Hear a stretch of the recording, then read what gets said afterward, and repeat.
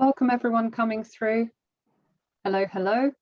If you'd like to introduce yourself in the chat, just let us know where you're joining from, maybe how you're feeling today, croaky like me, or hopefully a little bit better, fighting fit on this Monday morning.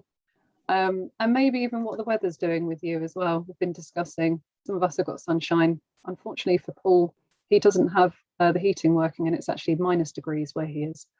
So yeah, say hello to us through the chat.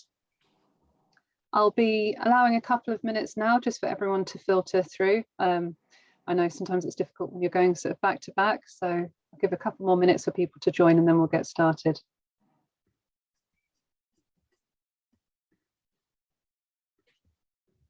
So hi to the people who've just joined. As I've just said, I'm allowing a couple of minutes at the beginning for people to come through.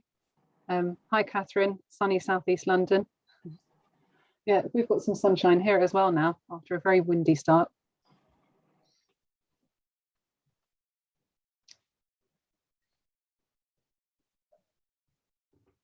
So just seeing the numbers tick up now as people come through. Thank you for sharing your time with us this morning. It's going to be action-packed and very interactive. So please do introduce yourself through the chat. Hi, Karen. Sunny Stamford, lovely.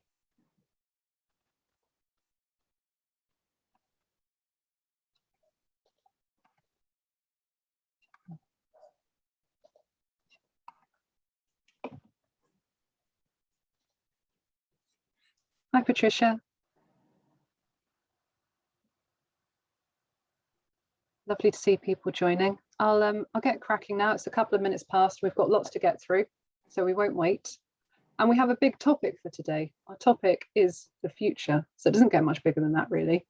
And we'll be discussing specifically how we as leaders can get ready for it and what we can start talking about now so that we're as fit as possible for that future. So I'm very lucky I'm joined today by two brilliant people. I've got Charlotte and Paul with me. If you'd like to introduce yourselves briefly, I'll start with you, Charlotte. Hi there, so nice to be with all of you on this quite bright and sunny morning if you're in the southeast. My name's Charlotte Sewell and I'm really happy to be here talking about Boardroom 2030, which we'll come to a little bit later. Thanks, Charlotte. And Paul? Hi, my name is Paul Devoy. I'm the Chief Executive of Investors and People, and I'm coming to you from a very cold Pullman in a house that hasn't had heating in it for 5 days. So if you hear a shivering in my voice, it's because my house is pretty much being heated by a little tiny fan heater. So maybe if we had thought more in advance about our backup plan for a boiler break, it'd be in a better situation today than I am. Thanks, Paul. So we will need to be sending warm thoughts towards Paul. Thanks both. And I'm Beth, Beth Sampson. I'm the People Lead at Investors in People. And I'll be handing over to Charlotte to host in a sec. But before I do, I have to confess right up front, I tend to be the kind of person that gets a little bit stuck in the day-to-day. You know, I focus on what I've got to do today, this week, setting priorities, what I can do towards the annual business goals. So I do tend to need a nudge to lift my head and start thinking more about the future and what could be possible and what I should be doing to fit with that. So I'm excited by the topic for today. And we've done some really interesting work internally using this concept. So we'll be drawing on all of our practical experience with it as well to talk about today. But let's hear from you in the audience. We've got a little poll for you. How far in the future do you and your leaders think?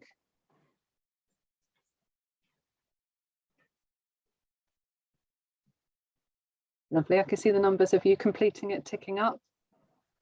Don't miss out, get your answer in.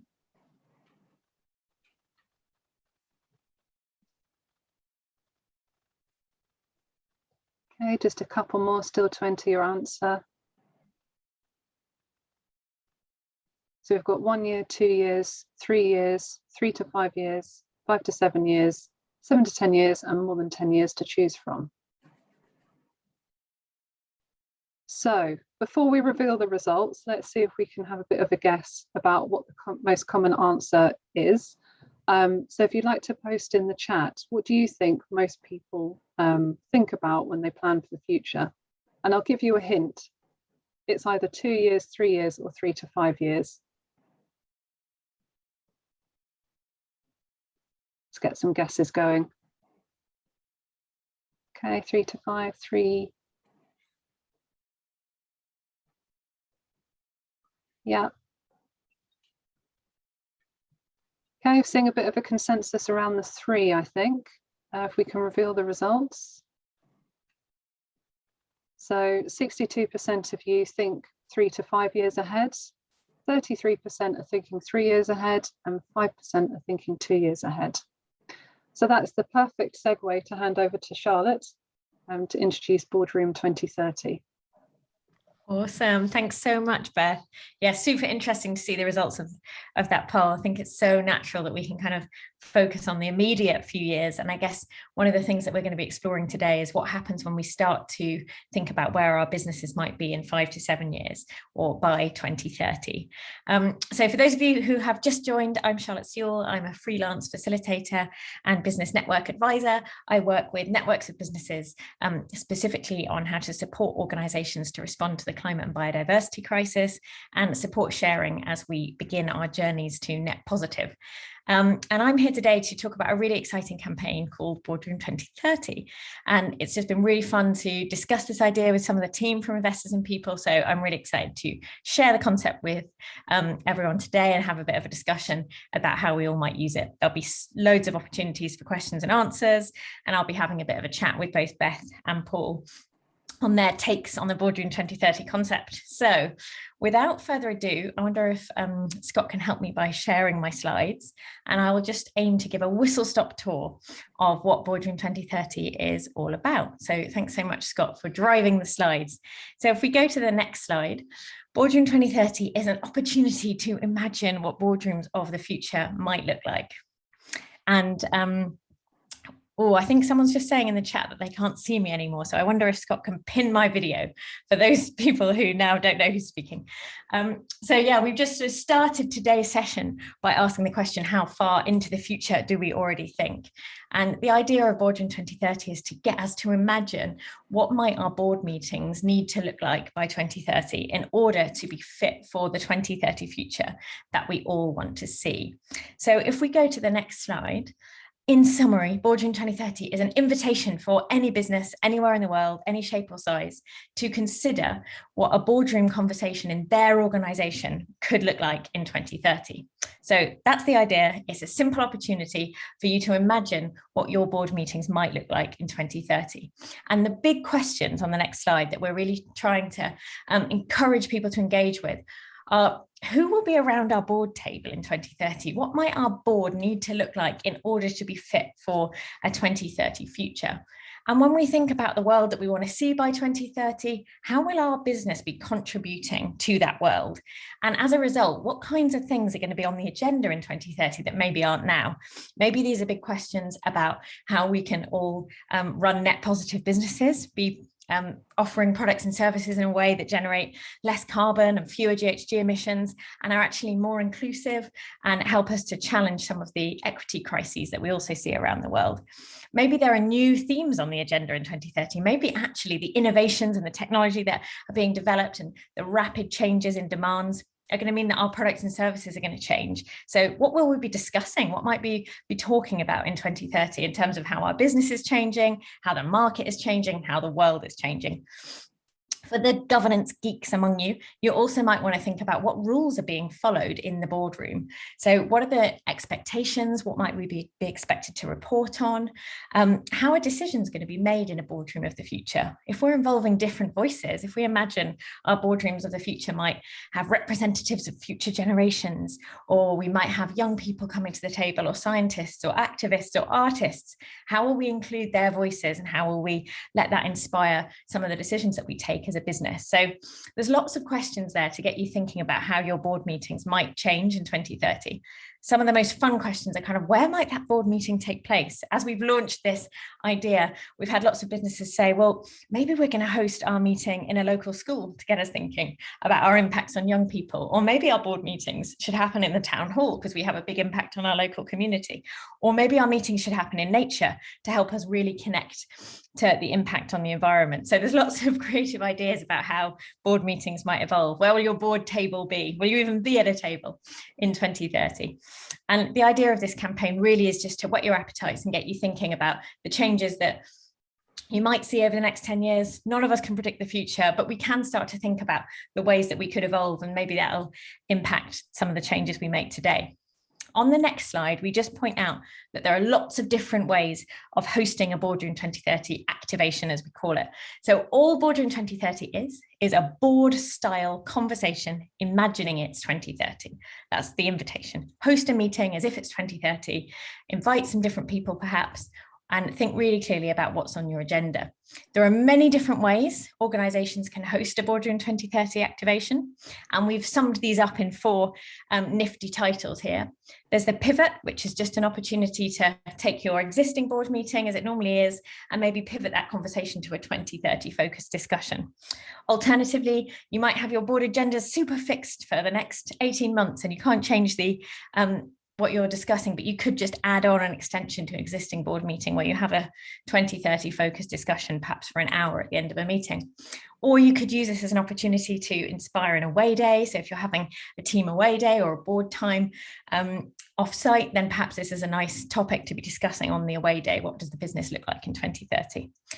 The most popular choice has been the reinvention, which is really an opportunity to host a board style conversation with a completely different group of people. So this doesn't need to interfere with the current board cycle. This is an opportunity to host a board style conversation and invite whoever you like. And maybe from that meeting, you'll make a proposal to your existing board. So some people are calling this a shadow board, where they invite an employee representative from every department across the business. Other people are using this as an opportunity to invite different people into the room who would normally be there. So many different ways to host a Boardroom 2030 session. If we jump to the next slide, I just want to share there are some really common themes we've heard from businesses who've already had a go at this. Why did they love it? What impact did it have on their business? Well, most of them have said the biggest thing was that it gave them time to step back and to ask some of the big business questions. How might we have a more positive impact on the planet by 2030? How might we ensure a great place to work by 2030? How might our products and services change? Other people have loved the chance to engage different stakeholders. We've had people inviting suppliers into their board meeting, customers and clients, other people inviting employees who wouldn't normally get the chance to take part in a meeting like this. Some people have also said that this is a great opportunity to then develop those people. So maybe deliberately inviting middle managers who you hope to be on the board by 2030 and giving them that leadership experience of taking part in a board style conversation. And others have just seen real benefits for the existing board of having different people suggesting ideas. I've heard some lovely stories, for example, of a new product development conversation that was hosted that included members of the warehouse and operations team. And the design team were taken aback by the brilliant ideas that the manufacturing and ops side of the business had for how the product could develop. And they'd never had that conversation before. So you can just see how it brings in different voices. So yeah, lots of big questions to get you thinking about. On the next slide, you can see a meeting that the Body Shop held where they invited a youth board. So they had 7 youth representatives. Some of them were scientists, some of them were people on their shop floor, some of them were activists, all to bring their voices to what the Body Shop could be doing in 2030. On the next slide, you can see there is a host of different ways to host a board session. It could be around an existing meeting table in your business. It could be in a different part of your business. Maybe it's in the canteen, like the big picture, and you're involving many different employees. We've had people host Boardroom 2030 sessions online, outdoors. Here's a surfboard, board style conversation. And we even had one take place at the Royal Albert Hall. So all sorts of places and ways to engage with the Boardroom 2030 idea. And if you're wondering what on earth is this and where would we begin? On the next slide, you can see that there's a free activation kit on the boardroom2030.org website. Anyone can jump onto that website and download that activation kit. On the next slide, you can see it's full of different ideas. So on the left-hand side, things you might want to do to prepare for your board meeting. If you want to have a session sharing ideas with your team, thinking about who you might invite, and then some real tips and tricks for how to shape your agenda, and hundreds of sample questions you could use in that board meeting that many different experts have submitted. We've had really lovely partnership on Boardroom 2030 from leaders in risk management and investment. So you can see all our different partners' ideas in that activation kit. So just in summary on the next slide, how do you take part? If this whole Boardroom 2030 concept has piqued your interest, how do you get involved? Well, the first thing that you do is you commit to having a Boardroom 2030 conversation. You have that chat inside your business and you decide, yep, we're going to go for it. Then you share on the boardroom2030.org website where and when your conversation will take place. That just lets you be kind of named among the business leaders who are giving this a go. And then the only thing that we're asking as this project, so that we learn from it, is that you commit to sharing 1 or 2 artifacts from your conversation. So maybe a record of who attended or a sample of your agenda and minutes, the kinds of things that you discussed. And as you can see, lots of people are sending in photos as well, which is lovely. So we'd love to hear some artifacts and see what you've done after the meeting. And yeah, of course, if you want to get planning and start thinking of ideas, do download that activation kit for inspiration. You can see on the next slide a couple of people who've taken part. We've had businesses of all shapes and sizes. We've had small businesses who don't actually have a board yet and use this as an opportunity to imagine what their board might look like as the business grows. We've had large multinationals taking part like Natura, and then smaller organizations. So there's a real range of businesses who found this really interesting. The next slide just has a quote from one business who gave this a go. And like many others, actually, they said, you know, once we've tested this out, now we know we're going to use it again in the future. And it's just a really simple tool to engage different people in the business. So just in summary, we launched Boardroom 2030 earlier this year, as you can see on the next slide. We had some really nice coverage from the FT, and we've had a lot of media interest in this concept. That's another reason we want to kind of gather businesses who are taking part in case we get opportunities to feature you. There have been lots of blog series and things featuring different organizations who are doing this. So we'd love to share your stories if you'd like to tell them. When I sent Scott these slides, we had 700 downloads of the activation kit, but it's now gone to above 950. So maybe in the next days, we'll have over 1,000 downloads of the activation kit. And we've got really lovely stories from 10 businesses. Well, it's more than 10 now, but who've already taken part. So I'd love to hear your stories if you'd like to get involved too. And yeah, final slide is just a reminder of the website. And if you have any questions, you can email info@boardroom2030.org as well. Okay, so I think that's it from me on the whistle-stop tour of what Boardroom 2030 is all about. If you do have questions, I covered a lot rather fast there, so please do start popping them into the Q&A box. And we're going to make time for questions and answers later, so we'll come to that. And I think now I was going to pass to Beth, and we're going to just have a little chat because Beth and the team at Investors and People have actually already had a go at having one of these board-style 2030 conversations. So Beth, I wonder if you could just explain a little bit about what you did and when you did it. Absolutely. Thanks, Charlotte. And first off, I should say a big thank you to Scott Irwin, our marketing lead, because it was actually him that brought Boardroom 2030 into our business and kind of built the case for us to try that. And it was fantastic. So thank you, Scott. I think when we were talking about, you know, how we should do it as a business, what would be important to us, a couple of things really jumped out. One of them was actually as an engagement exercise. So, you know, we've all had pretty disruptive few months with the pandemic. We've all been working remotely. And so any opportunity that we have to get together, whether it's in person or virtually, to explore a topic and share ideas is always really welcome. And the second one for us was also from a development point of view. So we have a group within our business that are earmarked as future senior leaders. So this is also an opportunity to develop them, give them time to kind of think about the business in a different way and perhaps stretch mindsets about what's possible. That was kind of the background. Lovely. And then we just really kept it quite simple. So we met virtually. We used a platform to help us with our structuring our thinking. It's called Padlet. Had a couple of questions on there to prompt us. And we did the first segment on our kind of current state. And then we moved into the second segment, which was imagining we were in 2030 and what we should be focusing on. So kind of shifting our heads to think what that might look like and what we perhaps would need to start thinking about now to make that lovely. Effective. And Beth, I know before you showed me a sneak preview of what that little Padlet form looked like. I wonder if we're able just to share that on the screen now. Yeah, absolutely. Scott, is that something you're able to share? Perfect. Awesome. Exactly. Yeah, so for anyone who is thinking about how you might do this in your organization, this is a super cool template. I might steal it myself. So do take a screenshot if you're interested. So essentially you can see a meeting in two parts here. What does the organization you're in look like now? How do you currently operate? What do you do that takes into account your impact on the planet? Who are the partners that you work with? How do you deliver your products or services? And where do you invest your money? And then the question, forward thinking, all right, so by 2030, who might we work with from a partnership perspective? Where might we invest our money? And how might we operate or deliver differently? So I just love these big questions, Beth. They're really nice. So maybe we'll leave that on the screen for a couple more moments for anyone who wants to take it in. But while we're just looking at it, Beth, do you want to talk about like how that conversation got going? Was it easy? Was it hard? Was it weird? Yeah, I would say initially it felt a bit weird because we're so used to talking about what's happening now in the business, like now. It took us a little while to kind of get into the gear of thinking more in the future. But once we got going, it was such an interesting conversation.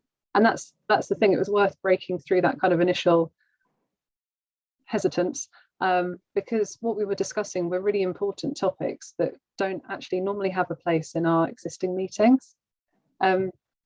It was also interesting because often as the people lead, I would be the one to facilitate these kind of meetings, but this one was hosted by Scott, our marketing lead. So from a personal perspective, it was really nice to just be present as an attendee and to be freed from my kind of HR people role and be able to come up with ideas about the business that are outside of that box. Yeah, I love that. That's so nice.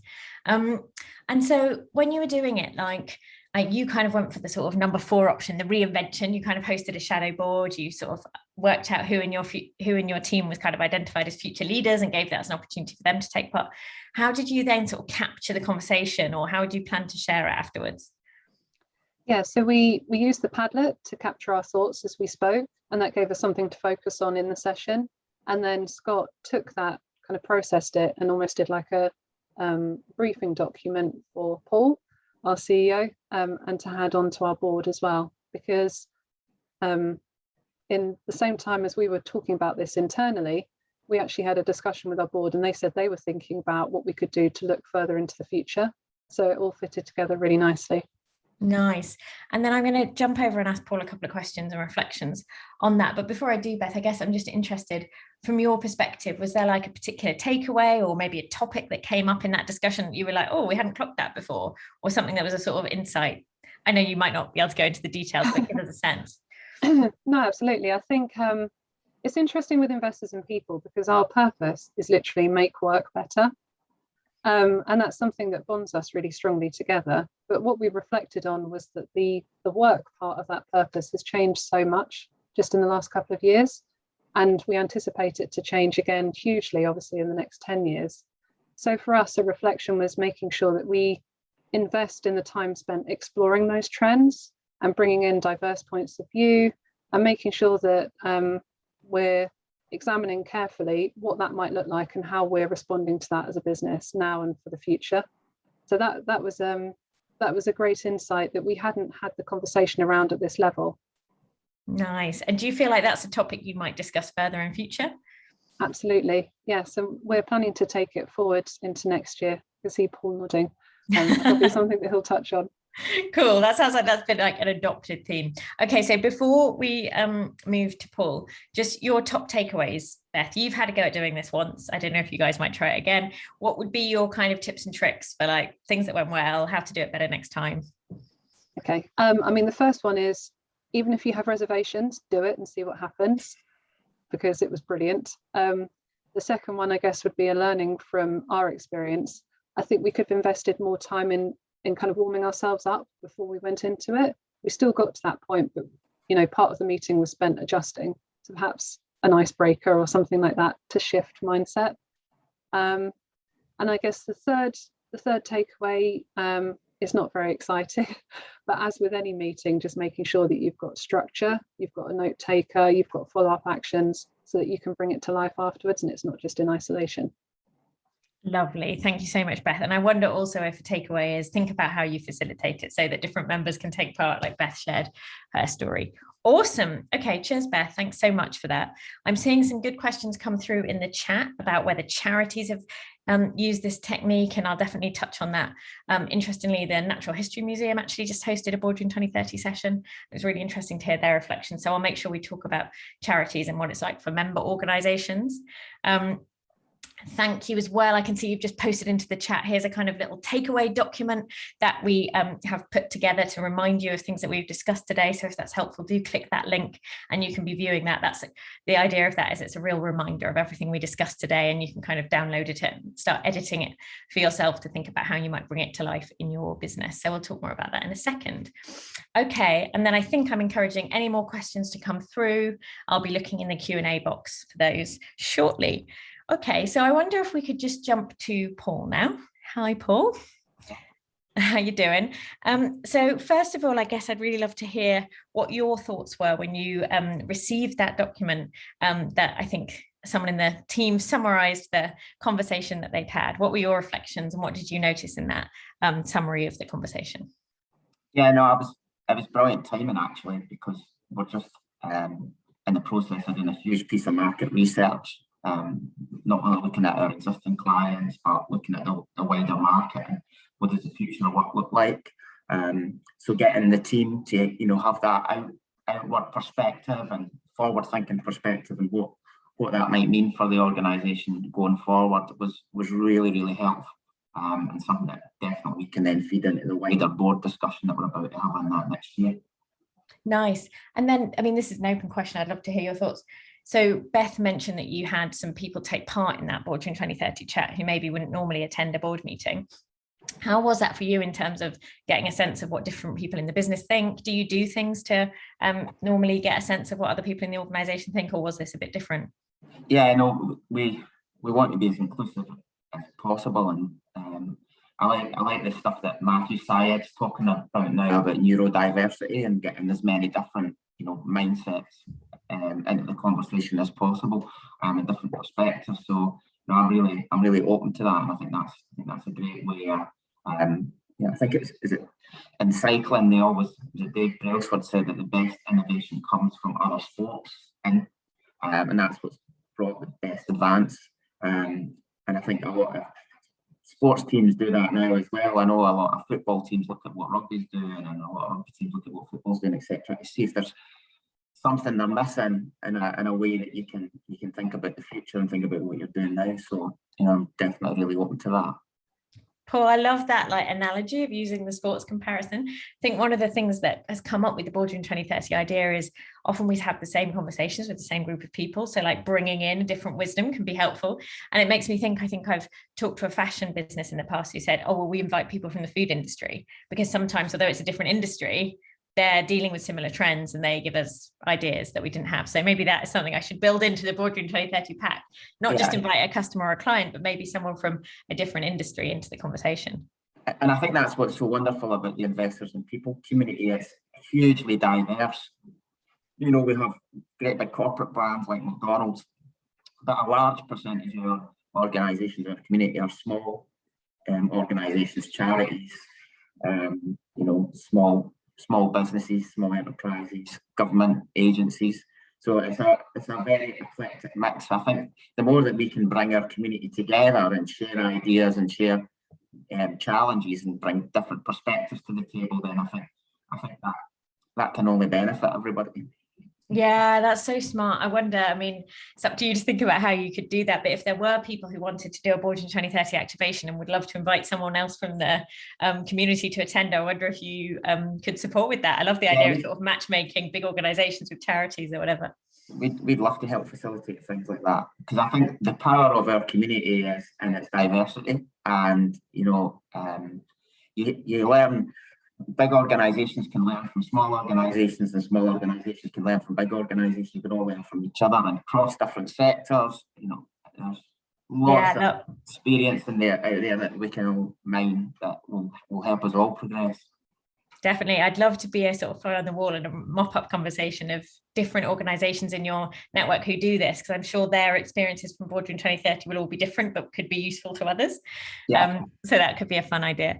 I guess I wanted to ask you a more general question, Paul, before we move to Q&A, around your vision for how boards might change in the future, or advice you might give to member organisations, whatever shape and size, as they think about how to strengthen their boards. So you've already talked about neurodiversity on boards. That's a big theme. I've seen lots of businesses use Boardroom 2030 as a way to think, oh, well, we hope by 2030 that our board's more representative. Maybe we want to have some younger people, we want to have more women, we want to have people with different abilities in the room, we want to have people with different lived experience. So this is quite a nice way to test that. What does it feel like to invite different people into the board? And I suppose that's one side of it. Are there other ways that you would encourage organizations of any shape or size to think about how they might strengthen their board in the next 8 to 10 years? Yeah, I mean, I think it goes with it saying that we should all be striving for more diversity in our boards. That's something that we've been looking to do. I'm not for a minute saying we're there yet, but we are working hard towards it. But you want to have many different voices in the room. I think the challenge with a board is if you get a board that's too big, it makes decision making really unwieldy. So one of the things that we're thinking about at the moment is how do we get wider insights into the room. And one of the reasons we've done the market research, but looking at other ways in terms of we can get different perspectives to help inform decision making, so that it's, we're not missing a trick somewhere, or something that's very obvious to somebody else. You can be absolutely blind to it. So I think the more opportunity you provide yourself for diverse thinking, the better. Love that. So it's almost check your blind spots, but also make sure you don't let your board become so big that it becomes unwieldy. Yeah, I think, in the 10 years I've been involved in investors and people, I've been through various different sort of cycles with it. So when we were run in a government agency, we had a social partnership board, but we were just one function within a much wider organisation, and it had representatives. I had 27 commissioners. But what they did was they broke it down into subcommittees that ran different functions more on a tactical level. But that was really interesting. And then when we came out of that and then became a community interest company, we needed some really heavily involved, smaller group of directors to help the business go through its early stages. Because when you leave government, they basically cut the umbilical cord and you're left to get on with it. And I think for the next stage of our revolution, we need to think about, well, what does our board look like? And we're already starting discussions about, adding different perspectives to our board at the moment. So it's something that I recognise, having been through different phases, about having the right approach. And I would say, until I got the thing from Beth, Scott, it really did sort of spark my thought about, right, well, what does our board need to look like in 2030, and what is the cycles of change that we need to go through to get to that?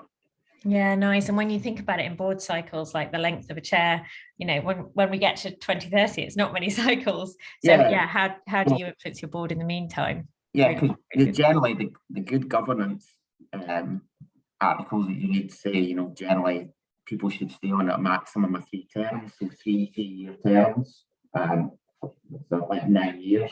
So you need to kind of plan ahead in terms of, like, well, if you're going to have a board in 2030, 9 years away. Doesn't seem like that. It seems like a long time, but it's incredible how time goes past. We've been a community interest company 5 years in February, and those 5 years have just gone by in a blur. Yeah, of course. Well, I love that. Just drawing attention to, like, if I'm going to summarize, some of the things, it's like, how do you do this that in a way that suits your structure, whether it's community interest company, whether it's a limited company, whether it's a charity. And then I'm also noticing this theme of, it's maybe three board cycles away, getting to 2030. So what are the changes you can make now on that piece around diversity, but also not too big a board? One of the things we've also noticed is people setting up advisory panels, a little bit like what you were talking about, Paul, with how it used to operate for investors and people. So could it be, I've heard of a youth ambition council being, one of those advisory boards. There could be other advisory boards for different themes for your business, whether that's, a scientific advice. Maybe it's inviting someone from the sports industry into thinking about how you get thinking about how your team can grow and develop. There could be many different advisory boards you could think about growing, perhaps. Yeah, So and Paul, that's did you want to share a final word before we move to Q&A? A reminder that if you do have questions on any of what we've talked about, please put them, please give us them in the Q&A box or add them into the chat, and I'll be looking at both as we move to Q&A. So Paul, yeah, any closing thoughts before we move to Q&A? the only thing I would add to what I said before is, I think you said right early on, Charlotte, none of us can predict the future. So, I'm not, and as you know from our previous conversations, I'm not an advocate of people trying to, work out, what the future holds, because none of us predicted Donald Trump, Brexit, COVID. But what you've got to do is to give your organisation the best chance of being successful, no matter what the future might bring you. And having as much diverse thinking in your decision making as possible will help you be more sustainable for the long run. Love that. Thank you, Paul. Yeah, we don't know what the future holds. That's one thing we know for sure. We can't predict it, but actually being sort of geared up for different futures and having lots of different perspectives to draw on as we plan for times of change feels like it's a really important theme. Okay, awesome. So I will move to Q&A now. If there are questions, please do start sending them in, and I'll be looking into both the Q&A box and the chat box just to spot questions. So I've already seen a question come in about charity boards, which I'll touch on. And then I've just seen one come from Catherine. Are there any organizations that have a very traditional driven governance that I can talk to share experiences and hopes? Oh, that's a great idea. I don't know if Paul and Beth might have ideas of people in the investors and people community who have really traditional membership driven governance. Would love your thoughts and reflections on that. Maybe you can pop your response in the chat. I've certainly worked with some quite traditional businesses on the Boardroom 2030 theme, and would be happy to connect you to businesses outside of investors and people, but it might be fun to have that conversation internally, because I think this conversation really does vary based on how the organization normally works and what drives its governance. And it's really smart to think about, how can you use Boardroom 2030 in a way that suits the needs of your business and where your business is already. I definitely think about meet your organization where it is, and then think about how to move it forward. So anyway, I'll wait for Beth and Paul's reflections on that, and I'll jump straight to the charity question first of all.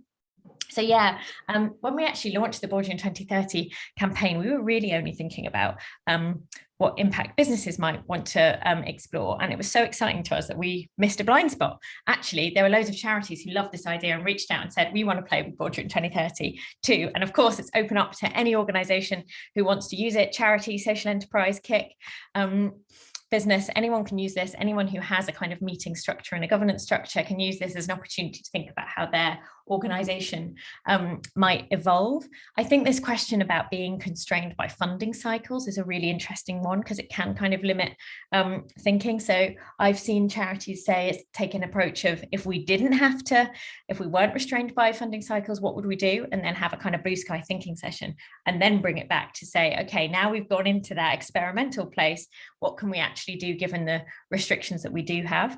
I'd be interested if Paul or Beth have any thoughts on how charities can engage with that too. So yeah, I might just jump back to Beth to see if you had any reflections on the traditional membership driven governance theme or on the charity theme, and then I will jump to a couple of other questions that I have too. Yeah, I think I'm not sure that I can be totally helpful from a sort of personal perspective, but what I would say is I think there's so much power in networking and sharing ideas. So what I can offer, Catherine or anybody else on the call, if you want to connect with me either through LinkedIn or pop an email through to investors and people, I'd be more than happy to act as a conduit to see if we could get discussion going amongst groups that have similar challenges. Because I think when I reflect on what I find helpful, it's always that, it's other people that have experienced similar things, have tried different options and overcome perhaps some of the challenges. So more than happy to offer that perspective. Lovely stuff. So I've got some other questions, which is about what budget might we need to have for a Boardroom 2030 activation. So the quick answer to that one is how long is a piece of string? It's really up to you how you'd like to design your Boardroom 2030 activation. Some businesses I've spoken to have literally spent nothing on it. They've just hosted it in an existing meeting room in their organization, and others who've all they've done is, provided the stationery to create posters and things live in the session. So it can be really simple cost-wise, or you could decide that you want to invest in, having a session off-site, or perhaps it's going to take you a little bit of investment to take people out of shift work or from different pieces of the organization, or you might want to pay a bursary or an honorarium for other people's time if you're inviting a community representative or a young person or an activist or maybe an artist or a scientist into the conversation. So really up to you to think about how much you'd like to invest in it. I've got other people saying we feel like 2030 is too far off. Could we still take part if we want the meeting to be earlier? I've definitely heard of organizations saying, no, we want to host it as if it's 2025 or 2028, and equally others saying we want to host it as if it's 2040. It's really up to you. We chose 2030 because we think that kind of 10-year time frame is a really helpful one, and also because we know there are so many global and geopolitical goals running to 2030. For example, the UN's Sustainable Development Goals really focused on this 2030 deadline, so it can be a helpful moment to take pause and think about how the world is going to shift, but it's up to you to make that relevant in your business. So yeah, totally up to you on that one. I'm just wondering, Beth or Scott, if there are any questions that have come through that I might have missed. Do keep writing in if you have other thoughts or questions, anything you want to check. Yeah, so there's also this question around what will happen after we host a Boardroom 2030 activation. So, what's the point? What are we actually going to do? We have this really nice conversation, and then what happens? What difference does it make? And so in the Boardroom 2030 team, we've been encouraging people who take part to complete a short questionnaire after they do it to capture some of their reflections and insights, so that all those brilliant things that they noticed in the meeting don't just disappear into thin air, but they really reflect on what they noticed and what was interesting about doing the session. Then we really encourage organizations who do this in a reinvention model, who don't do it with their current board, do write a summary, as Beth and Scott did, and share it with your existing board or maybe a senior leader, so that you're really capturing some of the ideas that were shared and sharing them across the business. I've had other organizations say they kind of voted on their best idea, and then they've kind of chosen a time in the next calendar year where they're going to review that theme or that topic, or they're going to open it up to a broader conversation. I've also had organizations kind of do this in two parts. So they have one small conversation and then they open it up. So actually next week with a big law firm, I'm going to be helping them to host an employee hackathon. So they're getting all their employees across the business to take part in a virtual conversation online based on some of the things that came out of the kind of part one. And then they've all voted on those. And then they've got 3 topics that they're going to explore with all their employees. And a bit like what Beth was saying, they're going to use some virtual note-taking techniques like Padlet and others to capture people's ideas across the business. So there really are lots of different ways that you can reflect on what you learn in your Boardroom 2030 session and make sure that those good ideas aren't wasted and you build them into your future planning. I've also heard businesses say they want to do this every 2 years as a real exercise and just making sure they're keeping themselves focused. So this might not be your only chance. You could consider this as a pilot or a test. And then, you can always have a shot at doing another Boardroom 2030 session based on what you have learned. Okay, so I feel like we've gone quite fast, but we might have captured some of the biggest questions coming through. Beth or Paul or Scott, if there's any question you wanted to raise to make sure that we don't miss anything, feel free to signal. Oh, Beth, you're coming off mute. I just wondered whether within the audience, if you wanted to post on the chat what you're taking away from this conversation, what might you do after this call to take this forward? And if there's anything there that we could help with. Because if you're anything like me, I love joining calls like this, but I have to kind of bring myself down into what I'm actually going to do when I log off. Yeah, lovely. So if you've got an action, something you're going to do as a result of having joined the call this morning, we'd love to see those coming through in the chat. And a real reminder, I might ask if we can post the link to the kind of follow-up resources that we put together back in the chat, just as a reminder for anyone who hasn't opened that yet. And when you take a look at that document, you can see that we've got some really handy hints and tips to remind you of what we've discussed today. Scott, if you were able, we could actually just share screen and show that resource that we've made. To anyone who hasn't had the chance to open it yet, I think you said that you might send it round on email too, which is lovely. So basically that resource just summarizes what is Boardroom 2030, how might you plan your own session. So, oh, lovely, we can see it now on the screen. So yeah, if you haven't followed the link yet, you will receive this on email shortly, a little summary reminding us what Boardroom 2030 is, and with sort of 5 steps. So step 1, what outcomes do you want from a Boardroom 2030 meeting? Giving you some ideas there of how to plan your session. Step 2, who would you like to include in the Boardroom 2030 meeting, and some ideas. Step 3, kind of decide on the style of the meeting that you want to host. A couple of reminders of some options there. And then step 4, sort of create and build out an agenda for your meeting. And so you can see a little template there that splits it out into a people question, a planet question, and a discussion about your products and services. And then step 5, create a plan to use to capture what you learned at your meeting.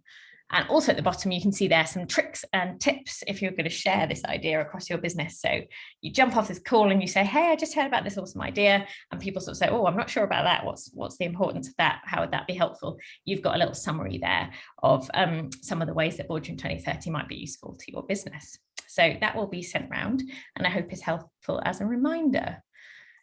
Okay, so Beth, do you want to point to what we're seeing come through in the chat? Absolutely, yeah. So we've got people saying that they're reaching out to people board members to have a conversation on having a bit of an experiment with this. I love that word experiment. That's something that I do quite often. Just try things out. You can always adjust and pivot based on the feedback. Suggesting to the board and to the team, downloading the kit as a starting point. That is a really excellent resource, actually. We use that to get our thinking kick-started. There's a lot there to work through, but it really gets your kind of imagination fired up. Awesome, yeah, and I'd say if you're downloading the kit, don't be overwhelmed. It's very long.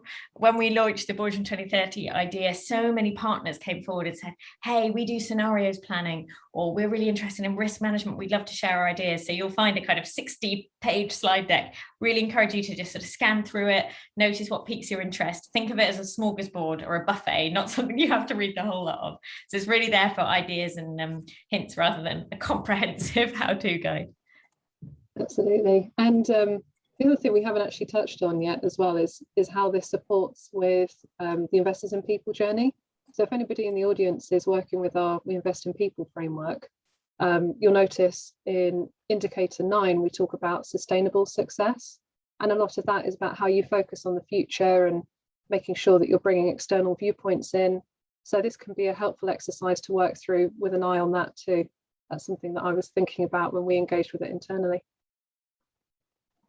Yeah, that's really nice, Beth. I loved getting the chance to see that framework. I don't know if we're able to share it on screen, but if you haven't looked at it, I think it's just a really helpful way of thinking about how you structure your planning. Yeah, so that's a really nice way of kind of connecting this into how you might already be planning and thinking about your business.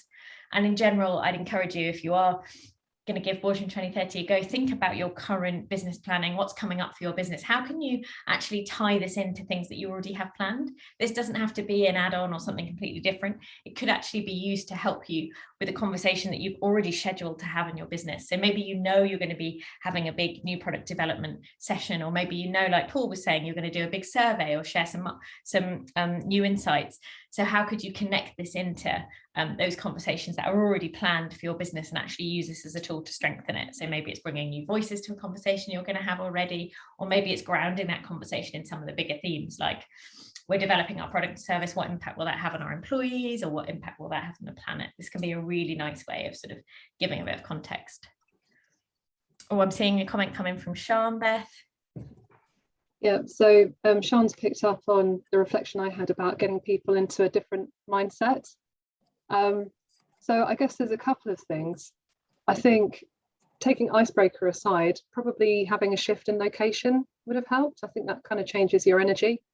So we could have encouraged people to perhaps dial in from a different room in their house, or take it outside, sit in courtyards or gardens. In terms of icebreakers, I think movement really helps. So asking people to do some quick like power poses or something like that, just to kind of make a break from like the normal day-to-day laptop focus. And then I think, I mean, there's lots of different icebreakers you can do. I mean, Google will provide you with 50 billion hits. But for us, I think what we could have done would be something that kind of connects us back to our reasons, like the duvet flip concepts of why we get out of bed and choose to come to Investors in People in the morning, and explored what we were bringing with that to the session. And that would have got us all kind of warmed up and on the same page and thinking more from a purpose perspective rather than a transactional task-based perspective. I hope that's really nice. I've also seen different organisations share a bit of pre-reading, pre-thinking to get people into the 2030 future. Some organisations have mocked up some different realities. You know, imagine it's 2030 and X has happened. What might that mean? Imagine Y has happened. What might that mean? Imagine Z has happened. What might that mean? That can kind of help people get into the frame of mind. Also in the activation kit, you'll find some tips and resources. So for example, if you're going to have a conversation about your impact on planet, there are some lovely tools in there of sort of short videos you can play. I think there are a couple of minutes where different actors have taken on the voice of the sea or the voice of trees to really get you thinking about, oh, okay, so if we were thinking of the environment as a stakeholder, what might their voice be in this conversation? So there's lots of fun and interactive tools you can use. We also link to interestingly enough, some kind of sci-fi authors who've helped to illustrate what they imagine 2030 might look like. And that can be a way to get the juices flowing. You know, what do we think is impossible and will never happen? What do we think is maybe likely? And use that just as a little bit of a grounding. That can be quite a fun icebreaker. So you should see some little ideas in the activation kit too. Glad that was helpful, Sean. Okay. So Beth, have you got any more thoughts or reflections? In my mute button. No, I don't think so. My message would just be, as we've said, go forth and experiment, see what happens. There's something magical about introducing a fresh idea into a group of people. So it's exciting, and do connect if you want to explore anything further or share ideas, bounce things off. Do connect with any of us afterwards as well. I'd be happy to support. Lovely. And yeah, if you're looking for ideas and inspiration, I'd encourage you to follow Boardroom 2030 on LinkedIn, on Twitter, or on Instagram. We're trying to share some mini case studies of different ways that businesses have used this. Please do also let us know at boardroom2030.org if you get involved. We might feature you in one of those case study stories if you're up for telling your story. And we just know from experience that this idea really makes sense when more people share how they used it. And actually the idea has evolved and improved based on the feedback that we've had. So really, you know, no one owns the Boardroom 2030 concept. This is for you to, as Beth said, experiment and play with and shape it how it works for you. And then we'd love to hear your stories and reflections. What worked, what didn't, what do you wish you'd known before you did it, and share those ideas. And again, like I say, if you let us know when we get exciting media opportunities to feature and showcase businesses, it would be really fun to be able to reach out to anyone who's let us know that they're hosting a Boardroom 2030 session. So do follow us on LinkedIn and Twitter and things to find out more. Lovely. Okay. I'm just spotting there might be a couple more questions coming in, but I think that's all just comments for now. Great. Okay. Well, thanks so much to everyone who's joined us. I know you're going to be receiving an email with that document that we shared, which I hope is a helpful reminder. And I think that some of the slides might be shared too. And I know that this session has been recorded for anyone who wasn't able to share, but I would really love to hear how you all get on with this idea. And I'll be checking back in with Beth and Paul to see what the Investors in People community has got up to. If you have had anyone do exciting projects where they kind of work with others in the community as well to get different perspectives, I'd love to hear how that all goes down. And if you do reach out to Beth for ideas about that, it would be lovely to hear how everyone gets on. So thanks so much. Do pop in the chat if there's an action that you're going to take that you haven't shared. Do feel free to share this idea with other colleagues as well in different businesses who you think might be interested. This is for anyone to play with and anyone can take part. So yeah, share it widely. And thanks so much for having me, Beth. Thank you. And thanks everyone as well for joining the call this morning and having such great engagement through the chat as well. I love what Catherine's just given us as an ending as well, Beth. A great movement awakens. I love that. Yeah. What will the Boardroom 2030 movement unleash? What great ideas? What might we think of? How might we use this as a way to really prepare ourselves for 2030 and to shape 2030 to be the future that we want to see that is better for people and planet? So yeah, love the idea of great ideas awakening as a result of this. Lovely stuff. Okay, Beth, well, we might be radically closing a webinar 5 minutes early and giving everyone 5 minutes back on their Monday. The change is happening already.